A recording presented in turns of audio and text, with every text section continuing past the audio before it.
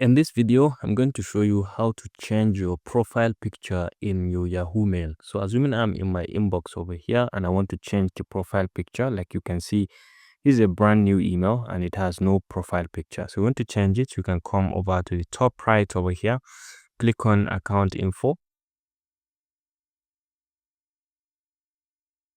And once you're here, you can come to the top over here and see Personal Info. You can click on it. You can come down here and see Update Profile Photo. You can upload a photo and then you can, let's say I have this photo of mine and I can just select it. When I have it here, I can crop it. I can move around.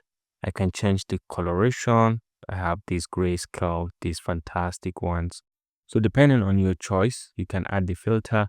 You have options to rotate, zoom in, and reset things over here. And if this is what you want, you can just go ahead and say OK to this.